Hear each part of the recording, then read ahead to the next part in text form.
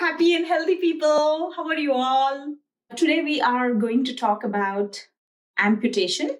I know it's a sensitive topic, and I know some of you have been asking me questions about what happened to my leg, how I do my workout, what kind of leg am I using, does it hurt, or what about the phantom pain? Do I have the phantom pain? There's so many questions.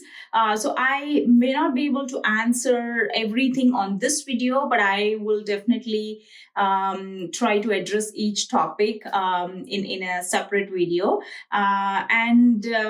Yes, one of the things I got to hear is I'm just busy with the workouts all the time. So I have been very passionate about fitness because I put on weight in the last few years. Though I've been working out, I never got into like real intense workouts, but for the past couple of years, I've really been passionate about it. So that's where it started. But I'm more than happy to take any questions related to amputation, and I'm absolutely happy to share any knowledge that I have. So I just never thought this is something that I can help with. But if there is something I know, I'm happy to share that. All right. So the first question I want to talk about today, I know there's other questions as well, but I picked a couple of things because I thought those are some of the top areas where people might look for help, because when I needed help, I had no answers. So I genuinely felt maybe I might be able to put my perspective around those things. So the first question I got is, how many prosthetic legs have I changed? So I met with my accident in 2010. I got my very first prosthetic in February 2011, around that time, in the mid-February or somewhere. So my first prosthetic was a hydraulic one. I got this in Hyderabad. So I have actually experimented a little bit. So I totally got 5 prosthetics so far. So out of which 3 are hydraulic, and 2 are the microprocessor ones. So the first one, as I said, is a hydraulic one that I got in Hyderabad. I have used that for 3 years. I've been on that for 3 years. Absolutely did really well, I must say, because I have been traveling everywhere with work. I have moved places during that time. And so this ever-changing process, those 3 years, getting used to the old socket and changing the sockets and all that. So I don't want to deep dive into everything on this video, but I'm going to give you some summary of how I changed, and so that it can help you understand the possibilities. That's exactly what I want from this. So, and then so after 3 years, there was some squeakish noises and things like that coming up. So then I changed into another hydraulic one again. That's from Otterbock in Chennai. So I was absolutely happy with that, again, traveling to Australia, to US with that same one, and across India too. I've traveled to a lot of places in India too, for my work, of course, and also for other personal things and everything. So there was no major complaint. Again, there is always the pain that comes with the changing socket, the pain that comes with wearing your leg for long time. So all that are different topics. How long can I wear and all that? So I'm not getting into those details, but the second one is also a hydraulic one. And then around 2016, that's when I tried my first microprocessor leg after I came to US.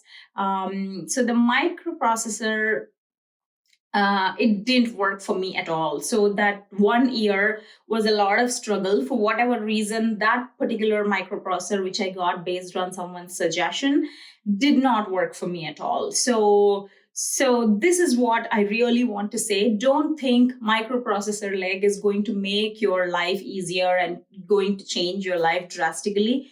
No, not it really depends on what type of device, what model, and all that. So it's just not any type of microprocessor. So be very careful about that. So people suggest a lot of things, but I know there is no way to try out these things. Like, it's not like a shopping thing that you can just go try out and see if that fits you, or you're good on that. You have to order, and it's very expensive to order, and all that. But that did not work for me at all. I don't want to take the name of the device or the brand name on these videos, but yeah. So 1 year was a lot of struggle with that.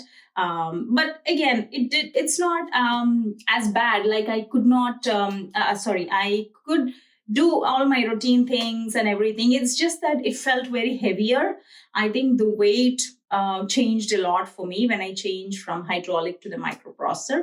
So that's my third one. And I just gave it up in a year and went back to hydraulic again. So that's the fourth one, the hydraulic one. So that's the, again, Autobot. I got the 3R80. That's something I really liked and enjoyed. So again, I was able to do everything normally with that. So I had that for almost 3 years. I'm happy with that.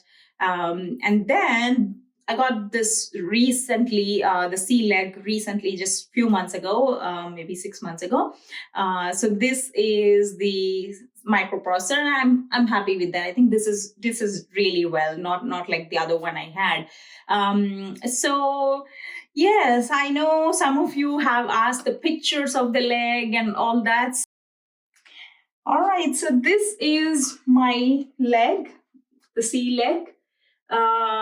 So it's the microprocessor one. I am not showing the complete functionality of the leg on this video, but I would like to do that at some point.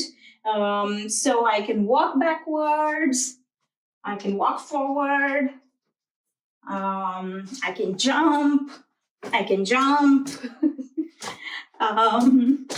All right, and yeah, it lets me bend. It lets me bend with more balance. Yes, it's got little more balance. It will prevent you from falling. So that's about how many legs I changed into. And the second question I want to talk about today is, can I only work out with the microprocessor knee? No, absolutely not. That's not true, because if you see my videos, the initial videos that I posted, those are all with the Autobot 3R80, which is a hydraulic knee. And I have been working out with that for more than 2 to 3 years, right? Even before I got this. So this is a very recent upgrade, but otherwise, there is no limit in what you can do with a hydraulic versus a microprocessor. So that doesn't define your ability to do something. So your ability to do something is really dependent on how much muscle strength you have in your residual limb. So I was able to do everything on the, if you see my initial videos. So that's my answer to that. There is little advantage with the hydraulic versus a microprocessor knee. Honestly, it's not going to change your life drastically. So never think that you're not able to do something because you don't have a microprocessor knee. No, that's not true. I only got the microprocessor knee now, but all the 9 years before this, except for that 1 year in between, where I tried a different microprocessor knee and that didn't work at all for me. Except for that year, every time I only had a hydraulic knee, and I even traveled for 33 hours at a stretch with that, and traveled everywhere. I was hiking, I was doing everything normally. So a hydraulic is as good as a microprocessor. So the only difference is the microprocessor knee has little more balance. It will prevent you from falling down because it has that inbuilt artificial intelligence, to sense when you're tripping or you're falling or something like that. But otherwise, I